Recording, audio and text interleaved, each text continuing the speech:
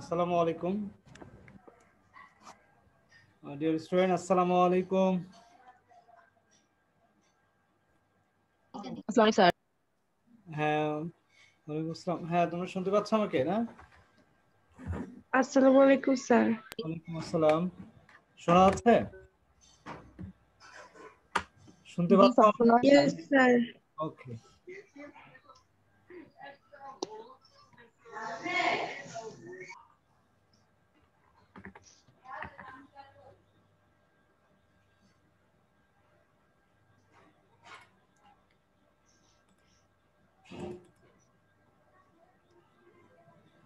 Screen কি দেখা যাচ্ছে? Yes sir. ওকে। ওই যে আমি যার সাথে কথা বলি সাদিয়া, ও একটা কোচিং করবে আইসিটি, যাই করতে হবে, তো আমি কি করব?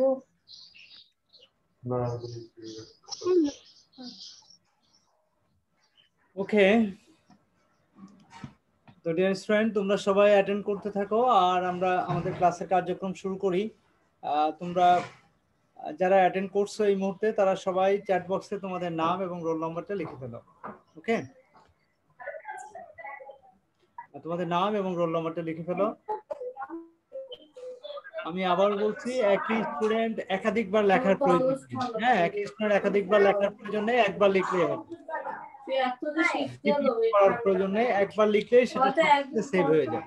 ঠিক আছে, একবার লিখলেই সাথে সাথে সেভ হয়ে যায়, যে কারণে আর একাধিকবার লেখার প্রয়োজন নেই। ওকে, আর সিমি, তুমি নিজেকে মিউট করে ফেলো। সিমি, সিমি একটু মিউট করো নিজেকে।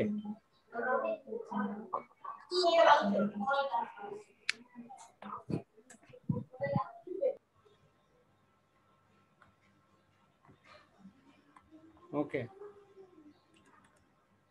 ওকে ডিয়ার স্টুডেন্ট, তো আমরা আমাদের ক্লাসের কার্যক্রম আজকে শুরু করি। আজকে আমরা মূলত তোমাদের সাথে আমার 15তম ক্লাসের কার্যক্রম শুরু করছি ইনশাল্লাহ। ঠিক আছে, তো আমরা আজকে চ্যাপ্টার 6 নিয়ে আলোচনা করব। চ্যাপ্টার 6-এ প্রোডাক্ট ডিজাইন অর্থাৎ পণ্য ডিজাইন, এই বিষয় নিয়েই মূলত আমাদের আলোচনা। তো আমরা আজকের ক্লাসে যে টপিকগুলো নিয়ে আলোচনা করব সেগুলো আমরা ধারাবাহিকভাবে এখন আলোচনা শুরু করি। তো আমাদের মূল যে বিষয়টা সেটা হচ্ছে যে মূল যে টপিকগুলো ছিল সেই টপিকের মধ্যে একটা টপিক মূলত বাদ ছিল। সেই টপিকটা হচ্ছে এটা, পণ্য ডিজাইন নির্ধারণে প্রভাব বিস্তারকারী উপাদান। পণ্য ডিজাইন নির্ধারণে প্রভাব বিস্তারকারী উপাদান। তো পণ্য ডিজাইন নির্ধারণে প্রভাব বিস্তারকারী উপাদান কি কি, সেই বিষয়টা নিয়ে আমরা আলোচনা করব প্রথমে। তারপরে আমরা ইন্টারনেটে এত প্রবলেম দেখা দিলে আসলে সমস্যা।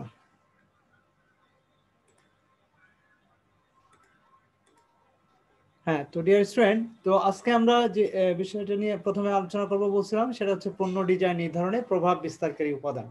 তাহলে পণ্য ডিজাইন নির্ধারণে প্রভাব বিস্তারকারী যে সকল উপাদান আছে তার মধ্যে অন্যতম হচ্ছে নাম্বার 1, দেখো, ক্রেতার চাহিদা। ক্রেতার চাহিদা, ক্রেতার চাহিদা। ক্রেতার চাহিদা বলতে আমরা কি বুঝি? অর্থাৎ ক্রেতারা যে ধরনের পণ্য পছন্দ করে, তাদের রুচি, তাদের অভ্যাস, সেগুলোর সাথে সামঞ্জস্য রেখে পণ্যের ডিজাইন করতে হবে। অর্থাৎ ক্রেতার চাহিদার কথা চিন্তা করে মাথায় রেখেই মূলত আমাদের কি করা উচিত? পণ্যের ডিজাইন নির্ধারণ করা উচিত। ওকে, অ্যান্ড দেন যেটা আসছে সেটা হচ্ছে নাম্বার 2, উৎপাদন সুবিধা। উৎপাদন সুবিধা বলতে আমরা কি বুঝি? উৎপাদন সুবিধা বলতে আমরা যেটা বুঝি সেটা হচ্ছে পণ্য যখন আমরা উৎপাদন করব, খেয়াল করো, পণ্য যখন আমরা উৎপাদন করব তখন সেই উৎপাদনের ক্ষেত্রে যে সুবিধাটা, সেই সুবিধাটা যেন আমরা নিতে পারি। অর্থাৎ সেভাবে আমাদের পণ্যের ডিজাইনটা তৈরি করতে হবে। অর্থাৎ পণ্য ডিজাইন করতে গিয়ে যেন কোনো প্রকার অসুবিধার মুখোমুখি আমরা না হয়, এই বিষয়টা মাথায় রাখতে হবে। অর্থাৎ পণ্য উৎপাদনের ক্ষেত্রে সমস্ত সুবিধা যেন আমরা ভোগ করতে পারি, সেই বিষয়টা মাথায় রেখেই মূলত পণ্যের ডিজাইন নির্ধারণ করতে হবে। অ্যান্ড দেন নাম্বার 3, ব্যয়। ব্যয় বলতে আমরা কি বুঝি? ব্যয় হচ্ছে কস্ট। কস্ট এখানে কি বোঝাচ্ছে? অর্থাৎ পণ্যের ডিজাইনটা আমরা এমনভাবে তৈরি করব যেন পণ্যের ব্যয়টা এমন হবে যেন এটা রিজনেবল হয়, এবং সেটা যেন আমরা সুন্দর সেটা আমরা ব্যয় করতে পারি, সেটা আমাদের সামর্থ্যের মধ্যে যাতে হয়, হ্যাঁ, এই বিষয়টা মাথায় রেখেই মূলত পণ্যের ডিজাইন করতে হবে।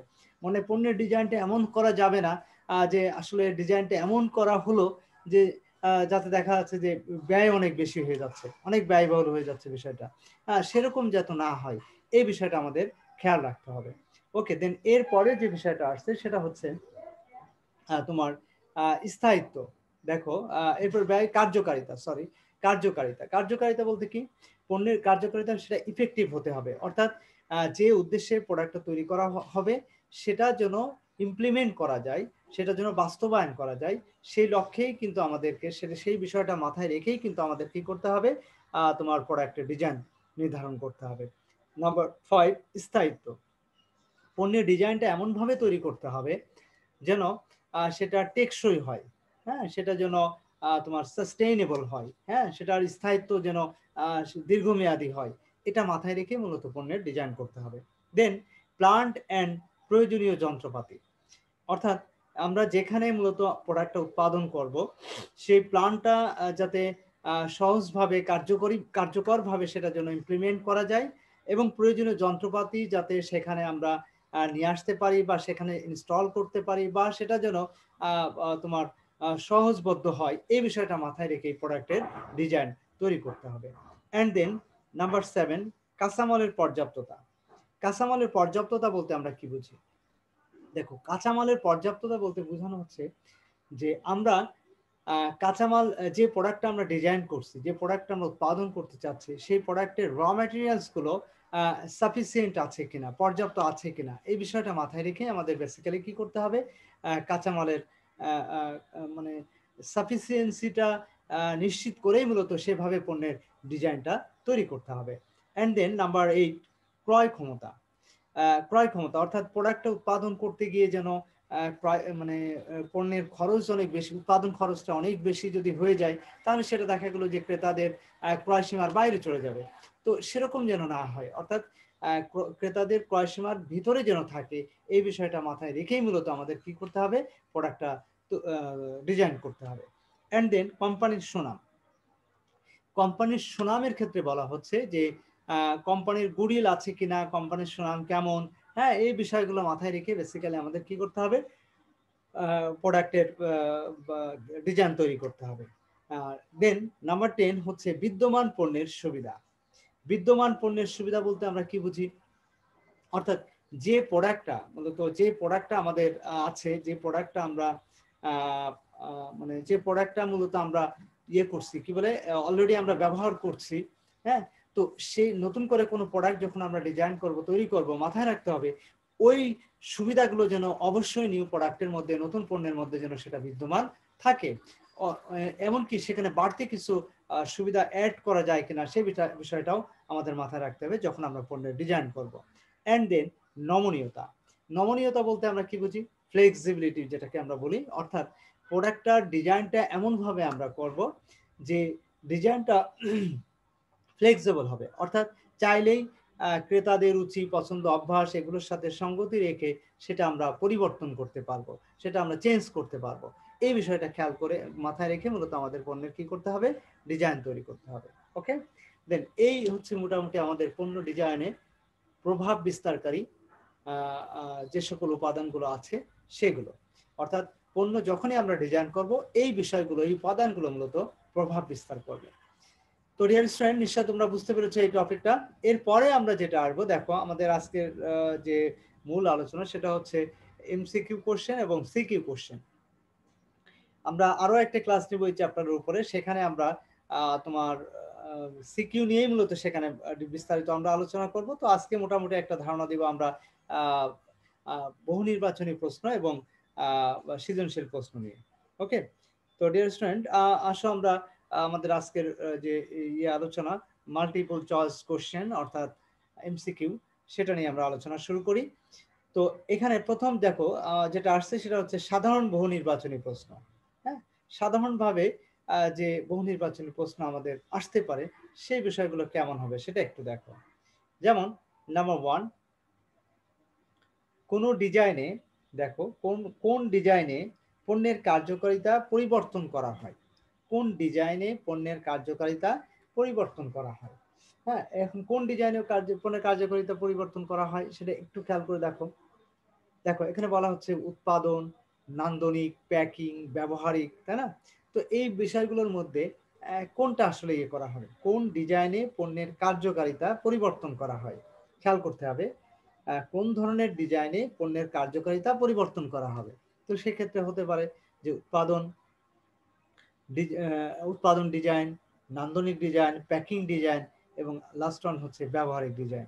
তাহলে এখানে আমাদের আনসারটা বেসিক্যালি হবে কি ব্যবহারিক ডিজাইন, অর্থাৎ ব্যবহারিক ডিজাইনে পণ্যের কার্যকারিতা পরিবর্তন করা হবে। ওকে, এন্ড দেন এরপরে যে বিষয়টা আসছে সেটা হচ্ছে তোমার 2 নম্বর, প্রতিষ্ঠানে পণ্য ডিজাইনে দায়িত্ব কার উপর ন্যস্ত থাকে? প্রতিষ্ঠানের পণ্য ডিজাইনের দায়িত্ব কার উপর ন্যস্ত থাকে? দেখো, হিসাব বিভাগ, কারিগরি বিভাগ, অর্থায়ন বিভাগ, প্রমোশন বিভাগ। খেয়াল করো তো প্রতিষ্ঠানের পণ্য ডিজাইনের দায়িত্ব কার উপর ন্যস্ত থাকে? ক নম্বর হচ্ছে হিসাব বিভাগ, খ হচ্ছে কারিগরি বিভাগ, গ হচ্ছে অর্থায়ন বিভাগ এবং ঘ হচ্ছে প্রমোশন বিভাগ।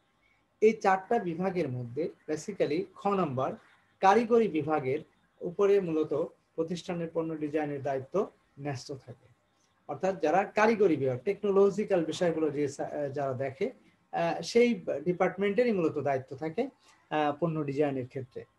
ওকে, নাম্বার 3, পণ্য ডিজাইনের কোন স্তরে ভোক্তা জরিপ ও গবেষণা করা হয়? পণ্য ডিজাইনের কোন স্তরে, পণ্য ডিজাইনের কোন স্তরে ভোক্তা জরিপ এবং গবেষণা করা হয়?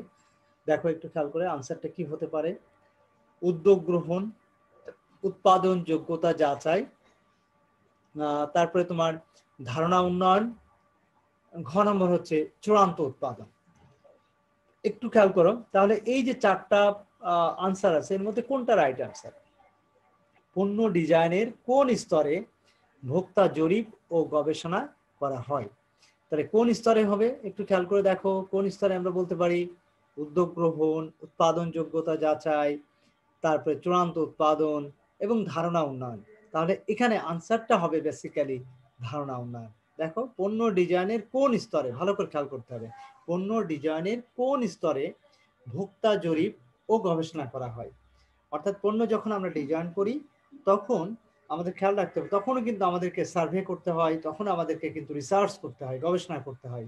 তো সাধারণত কোন স্টেপে, মানে যখন আমরা ডিজাইন করব সেটার কোন স্টেপে গিয়ে এই কাজটা করা হবে, এটা হচ্ছে ধারণা উন্নয়ন স্তরে গিয়ে মূলত আমাদের সার্ভে এবং রিসার্চের কাজটা আমরা সম্পন্ন করে থাকি।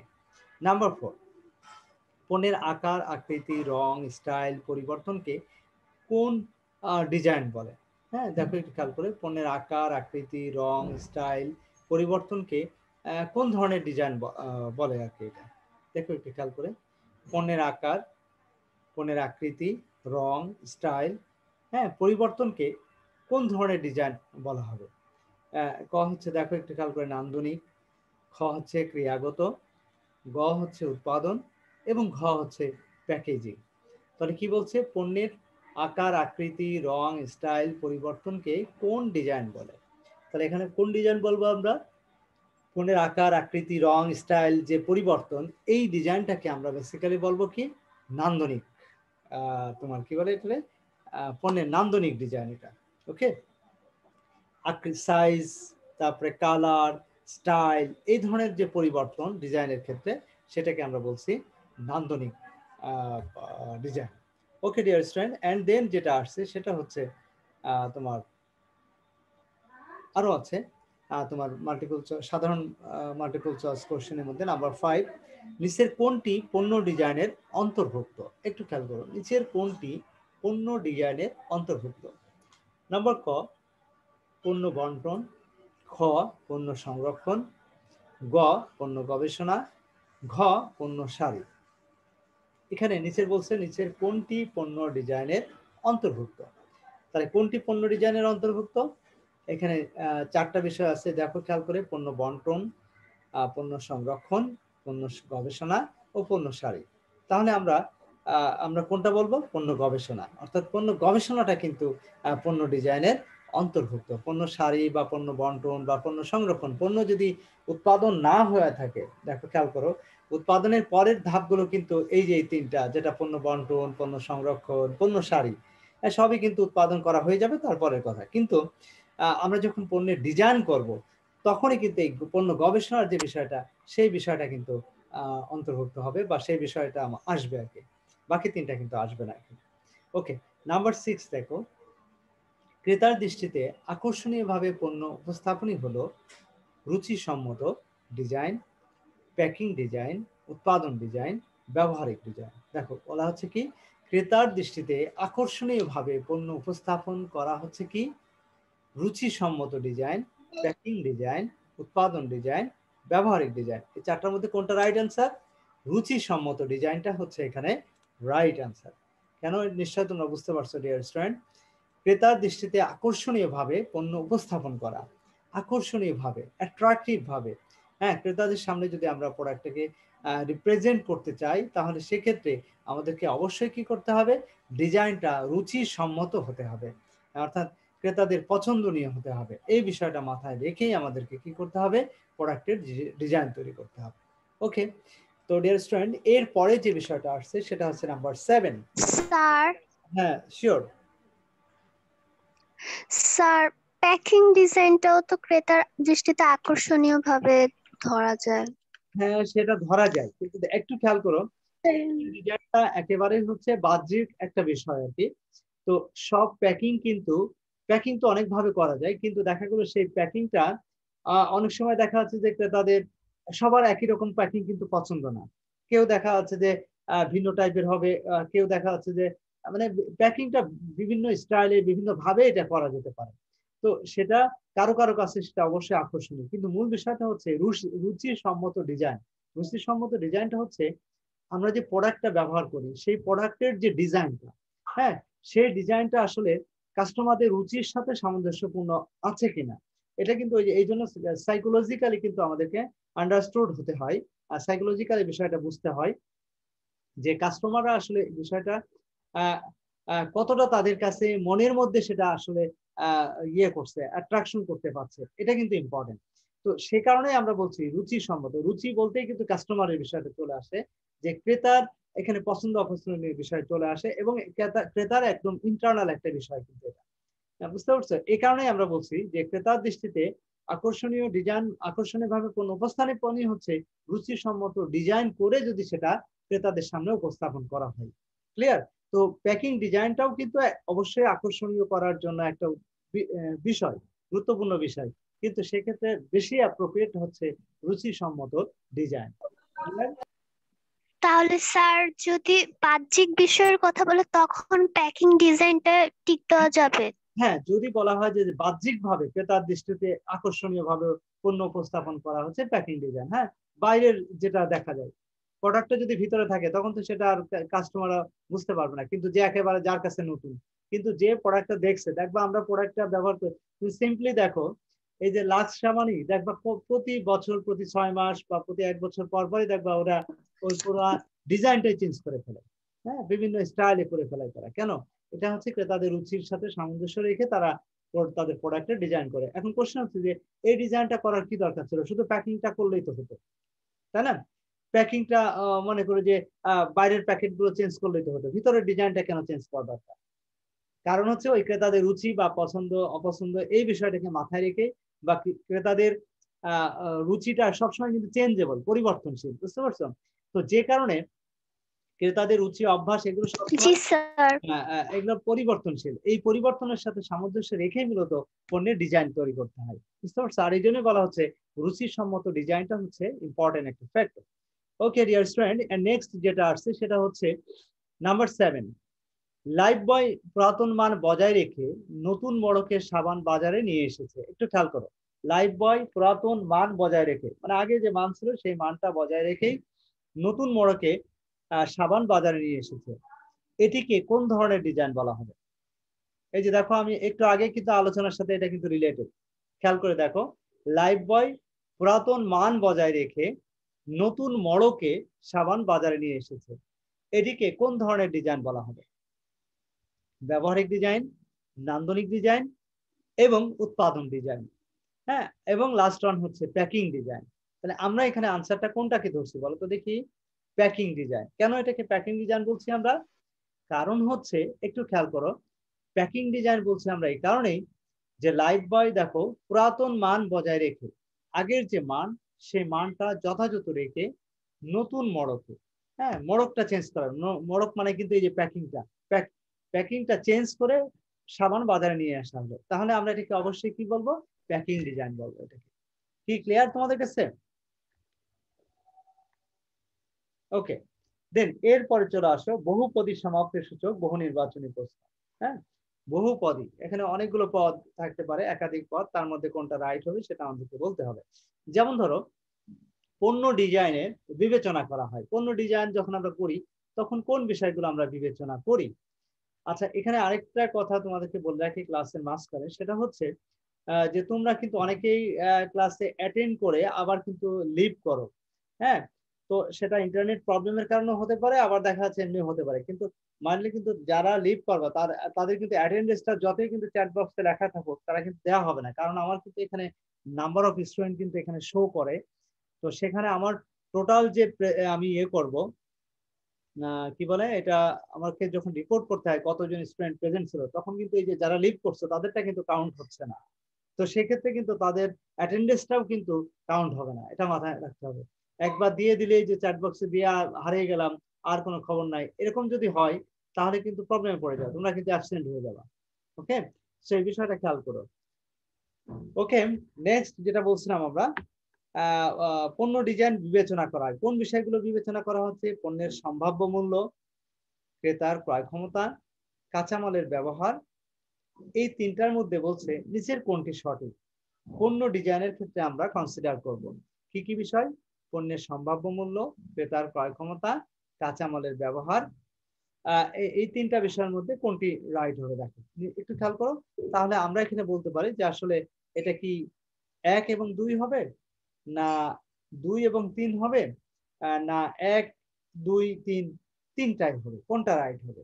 আসলে 1 2 3 এখানে তিনটাই মূলত রাইট পণ্য ডিজাইনের ক্ষেত্রে আমরা কনসিডার করি। একটু আগে আমরা আলোচনা করেছিলাম মূল্য বা কস্ট যেটা, সেটা আমাদেরকে কনসিডার করতে হয়, ক্রেতার ক্রয় ক্ষমতা কনসিডার করতে হয়, কাঁচামালের ব্যবহার কি সঠিকভাবে যাতে করা যায়, এই বিষয়গুলো কিন্তু আমরা যখন পণ্যের ডিজাইন করি তখন আমাদেরকে বিবেচনা করতে হয়, বা এই বিষয়গুলো মূলত পণ্য ডিজাইনের উপর প্রভাব বিস্তার করে। 2 নম্বর বলছে দেখো পণ্য ডিজাইনের উদ্দেশ্য হলো, কেন আমরা পণ্য ডিজাইন করি? ব্যয় হ্রাস, আকর্ষণ সৃষ্টি, হ্যাঁ উৎপাদনশীলতা হ্রাস। তো এই তিনটা বিষয় বলছে নিচের কোনটি সঠিক? তো এই বিষয়ের মধ্যে কোনটি সঠিক হবে দেখো? ব্যয় হ্রাস, আকর্ষণ সৃষ্টি, উৎপাদনশীলতা হ্রাস। এই তিনটার কোনটা করা হয় আমরা যখন পণ্য ডিজাইন করি? বুঝতে পারছো? পণ্য ডিজাইনের উদ্দেশ্য হচ্ছে কি এই তিনটার মধ্যে কোনটা হবে? খেয়াল করে দেখো। তাহলে পণ্য ডিজাইনের উদ্দেশ্য হচ্ছে কি? ব্যয় হ্রাস করা, অবশ্যই ব্যয় হ্রাস করা এটা একটা অন্যতম কারণ। আকর্ষণ সৃষ্টি, নিঃসন্দেহে এটা একটা অন্যতম কারণ। উৎপাদনশীলতার হ্রাস, অবশ্যই এটা হবে না। কেন হবে না? উৎপাদনশীলতা নিশ্চয়ই বুঝতে পারছো যে উৎপাদনশীলতা বলতে আমরা যেটা বুঝি উৎপাদন ক্ষমতা, তাই না? অর্থাৎ প্রোডাক্টের উৎপাদনশীলতা, উৎপাদন ক্ষমতাটা হ্রাস করা, হ্যাঁ টেনে ধরার জন্য, কমানো। তো সেটা তো কোনোভাবেই পণ্য ডিজাইনের উদ্দেশ্য হতে পারে না। তাহলে আমরা বলতে পারি প্রথম দুইটা, ব্যয় হ্রাস এবং আকর্ষণ সৃষ্টি। তো ডিয়ার স্টুডেন্ট, তো নিশ্চয়ই আমাদের কাছে পুরো বিষয়টা ক্লিয়ার হয়েছে। এরপরে যেটা আসছে সেটা হচ্ছে নেক্সট পেজ, 3 নম্বর দেখো, প্যাকিং ডিজাইন হলো পণ্যের আচরণকে আকর্ষণীয় করা, পণ্যের মড়ক আধুনিকরণ করা, 3 নম্বর হচ্ছে পণ্যের সুরক্ষা নিশ্চিত করা, তাই না? তো এখন এই তিনটা বিষয়ের মধ্যে কোনটা হবে দেখো একটু খেয়াল করে। এই তিনটা বিষয়ের মধ্যে যে বিষয়টা আসছে সেটা হচ্ছে নিচের কোনটি সঠিক হবে? 1 এবং 2 পণ্যের আকর্ষণকে আকর্ষণীয় করা বা পণ্যের মড়ক আধুনিকরণ। তারপরে কি বলছে? 1 এবং 3, তাহলে 1 হচ্ছে পণ্যের আবরণকে আকর্ষণীয় করা, 3 হচ্ছে পণ্যের সুরক্ষা নিশ্চিতকরণ। আচ্ছা, ক নম্বর হচ্ছে 2 এবং 3 পণ্যের মড়ক আধুনিকরণ, পণ্যের সুরক্ষা নিশ্চিতকরণ। আর ঘ নম্বর বলছে 1 2 এবং 3, তার মানে তিনটায়। তো আমাদের এখানে বেসিক্যালি কি বলছে দেখো, আমাদের এখানে যে বিষয়টা বলতে চাইছি সেটা হচ্ছে যে পণ্যের আবরণকে প্যাকিং ডিজাইন হচ্ছে, মানে প্যাকিং ডিজাইন মানে হচ্ছে দেখো একটু খেয়াল করে, প্যাকিং ডিজাইন পণ্যের আবরণকে আকর্ষণীয় করা, অবশ্যই এটা রাইট। পণ্যের মড়ক আধুনিকরণ করা, এটাও রাইট। পণ্যের সুরক্ষা নিশ্চিতকরণ, এটাও রাইট। তাহলে আলটিমেটলি আমরা বলতে পারি যে 1 2 3 তিনটাই হচ্ছে মূলত এখানে সঠিক আনসার। ওকে, নাম্বার 4, ব্যবহারিক ডিজাইন নিম্নের কোন বিষয়ের উপর গুরুত্ব প্রদান করে? দেখো একটু খেয়াল করে, ব্যবহারিক ডিজাইন নিম্নের কোন বিষয়ের উপর গুরুত্ব প্রদান করে? স্থায়িত্বতা, কাঠামোগত উন্নয়ন, উপযোগিতা, নিচের কোনটি সঠিক হবে এখানে? একটু খেয়াল করো তো, ব্যবহারিক ডিজাইন নিম্নের কোন বিষয়ের উপর গুরুত্ব প্রদান করে থাকে? ব্যবহারিক ডিজাইন, হ্যাঁ, কোন কোন বিষয়টা গুরুত্ব আরোপ করে থাকে দেখো। নাম্বার 1 হচ্ছে স্থায়িত্বতা, কাঠামোগত উন্নয়ন, উপযোগিতা। হ্যাঁ, এই তিনটা বিষয় দেখো, 1 এবং 2 বলা হচ্ছে স্থায়িত্বতা এবং কাঠামোগত উন্নয়ন। 2 নম্বর বলছে, খ নম্বরে আর কি 1 এবং 3, তার মানে 1 হচ্ছে স্থায়িত্বতা আর 3 নম্বর হচ্ছে উপযোগিতা। গ নম্বর বলছে 2 এবং 3 কাঠামোগত উন্নয়ন, 3 হচ্ছে উপযোগিতা। ঘ নম্বর হচ্ছে তোমার 1 2 এবং 3, 1 হচ্ছে তোমার কোনটা, 1 হচ্ছে স্থায়িত্বতা, 2 হচ্ছে কাঠামোগত উন্নয়ন, 3 হচ্ছে উপযোগিতা। তো এখন এই 4টা অপশনের মধ্যে কোন অপশনটা আমাদের রাইট আনসার হবে? কোন ক্ষেত্রে? ব্যবহারিক ডিজাইন নিম্নের কোন বিষয়ের উপর গুরুত্ব প্রদান করে? ব্যবহারিক ডিজাইন খেয়াল করতে হবে, অর্থাৎ ব্যবহারের ক্ষেত্রে যেন সেটা সুবিধাজনক হয়, এই বিষয়টাকে প্রভাব বিস্তার করে কোন বিষয়গুলো। তো আমরা এখানে সঠিক আনসারটা পাচ্ছি নাম্বার খ, অর্থাৎ 1 এবং 3। কেন এটা হবে সেটা একটু খেয়াল করো। 1 এবং 3 কি বলছে? 1 এবং 3 বলছে স্থায়িত্বতা।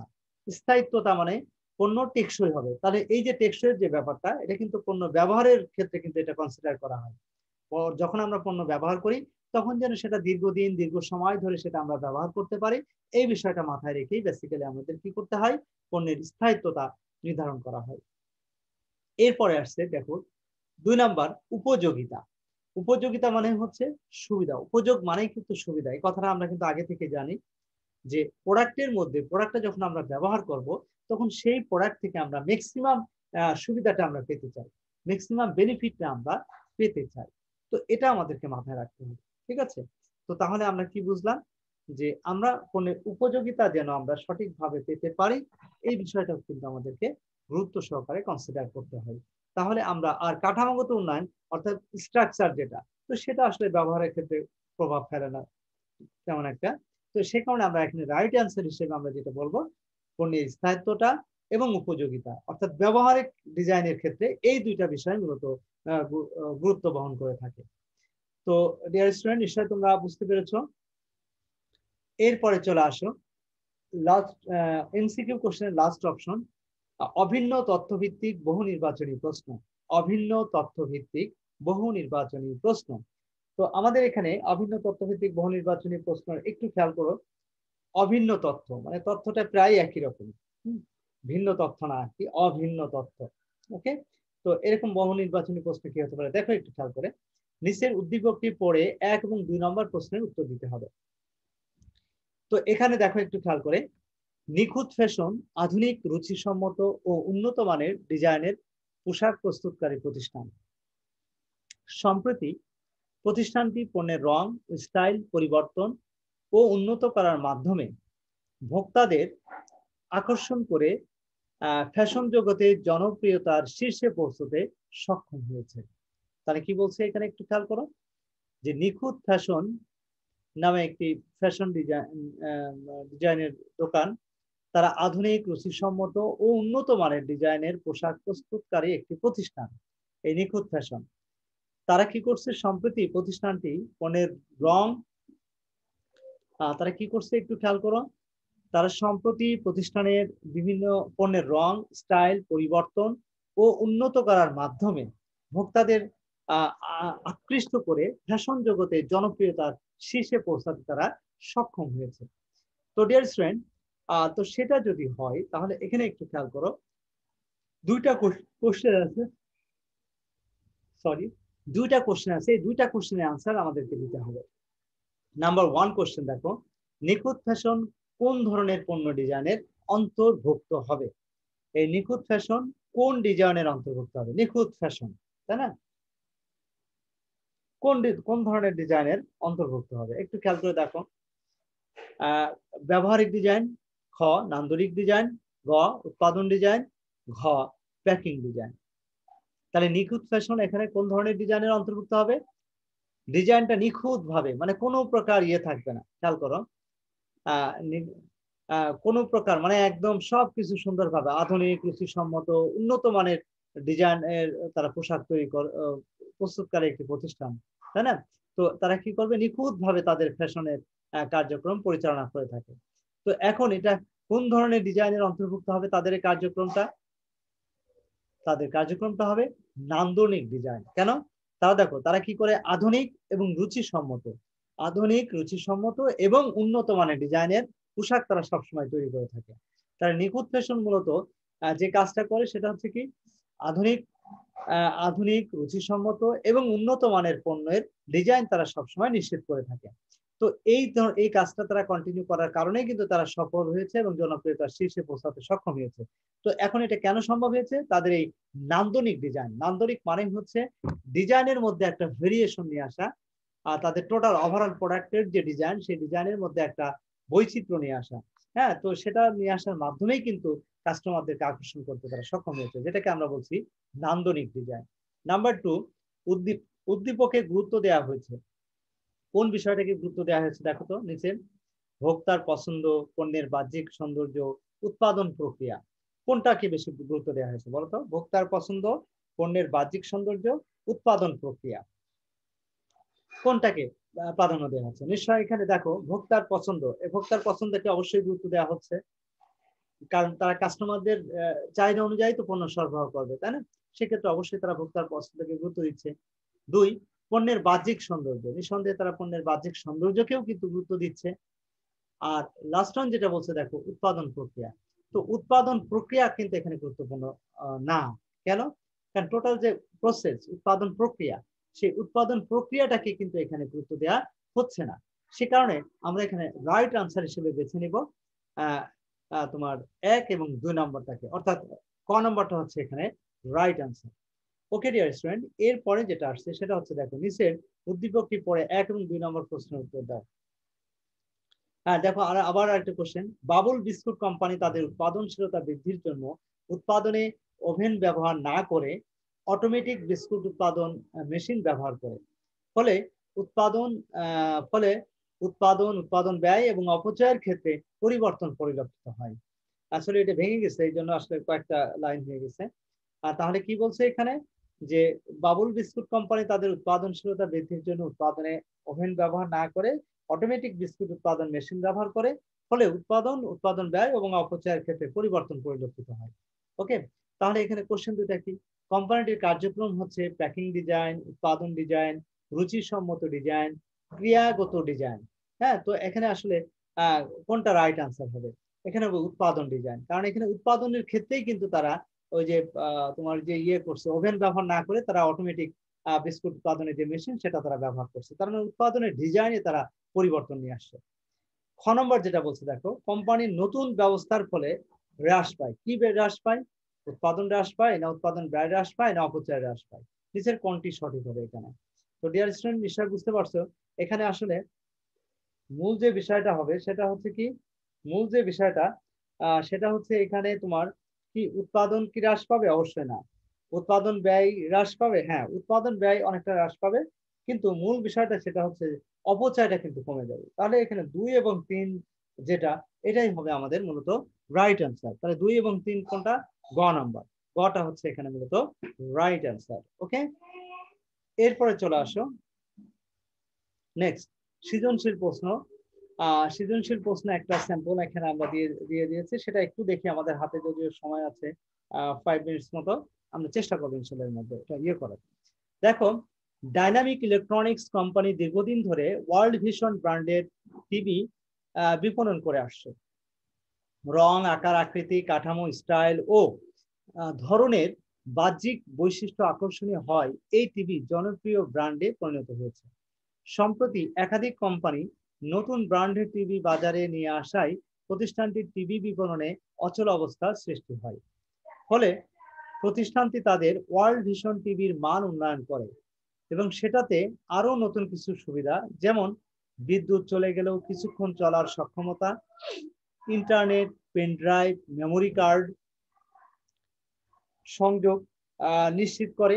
এতে প্রতিষ্ঠানটির বিক্রি ব্যাপক হারে বৃদ্ধি পায় সাফল্য এবং তাতে সাফল্য অর্জিত হয়। ক্লিয়ার?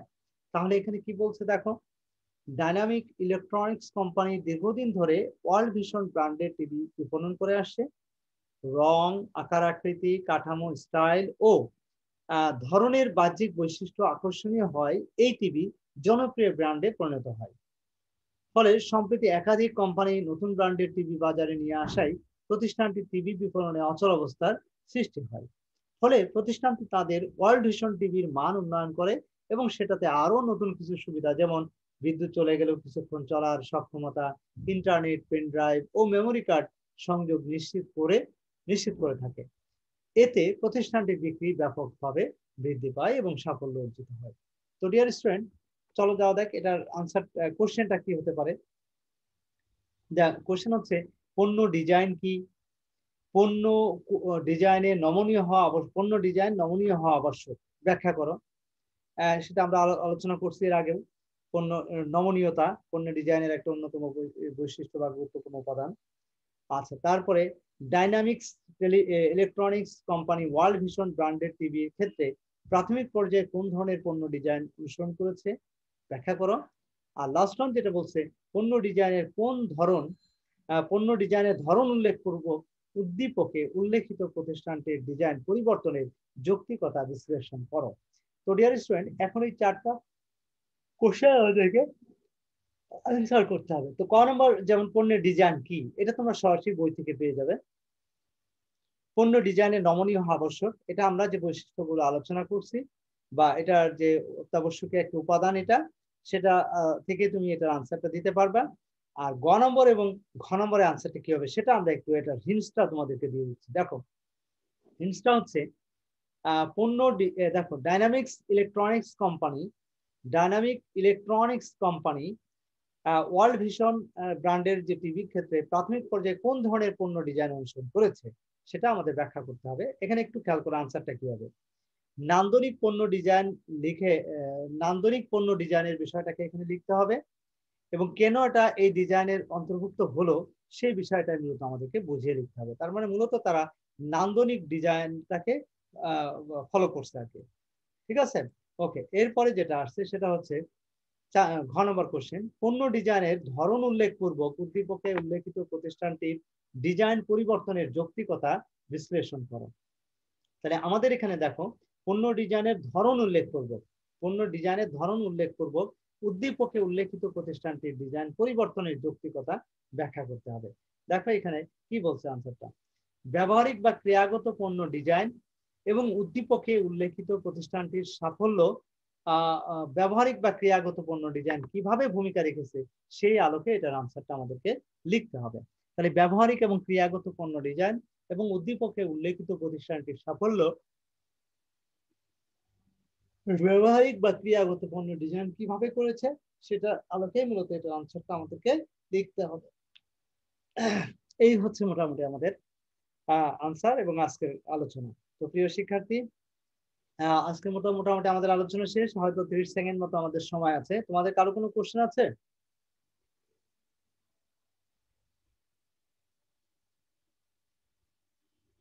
কোশ্চেন না থাকলে আমাদের ক্লাস এখনই শেষ হয়ে যাবে, মোটামুটি টাইম শেষ। তো সবাই ভালো থেকো, সুস্থ থাকো। আবার দেখা হবে ইনশাআল্লাহ আগামীকাল। তো সকালে ক্লাস আছে তোমাদের সাথে 10টার সময়। তো সে পর্যন্ত সবাই ভালো থেকো। Thank you very much.